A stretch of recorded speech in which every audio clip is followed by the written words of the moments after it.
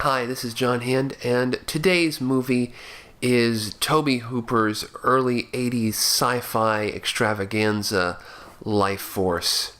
Yes, produced by Cannon Films in the early 80s when they were just, a crummer and growing, day by day they were growing in strength and stature. And the early 80s was like a renaissance era for science fiction where you had...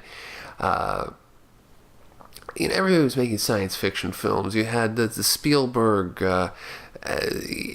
Indiana Jones, and Poltergeist, and the echoes of Star Wars. And into this atmosphere was birthed Lifeforce, which is an adaptation of a novel, Space Vampires, about a group of vampires on a spaceship inside the tail of Halley's Comet.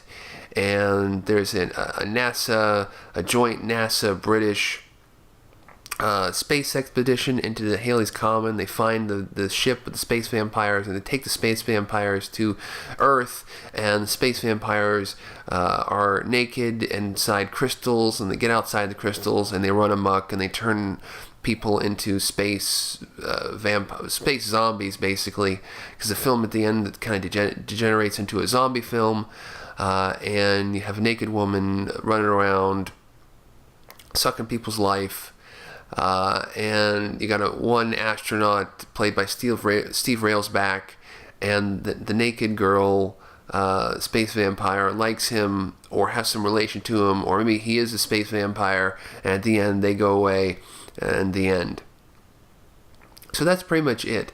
I mean, the film really feels like a British horror science fiction fantasy film in the style of like a Quatermass.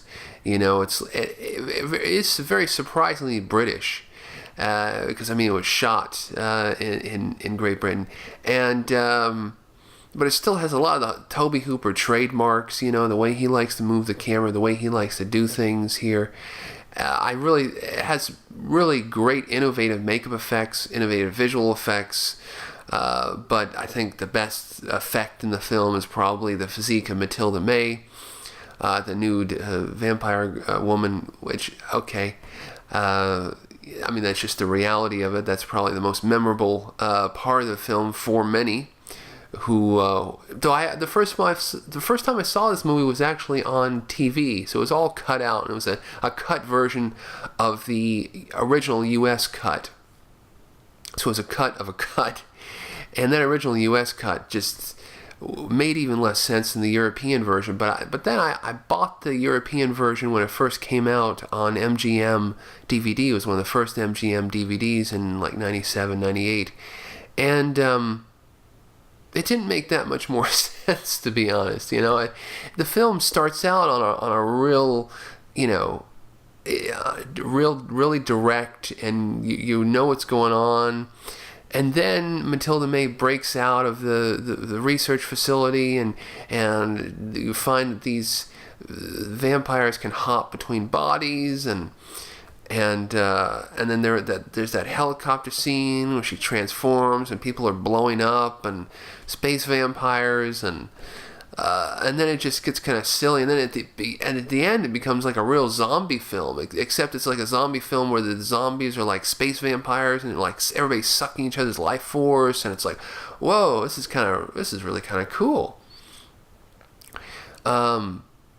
But overall, it just kind of, in my opinion, just gets a little bit sketchy toward the end.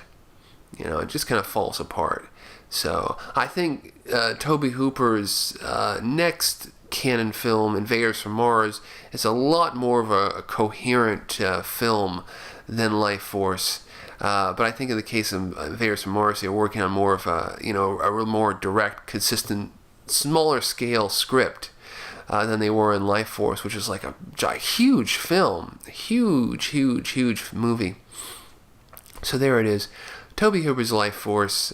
If you haven't seen it, it's a requirement. So if you're a fan of science fiction, early 80s science fiction specifically, great, really overall, yeah, it is a great film.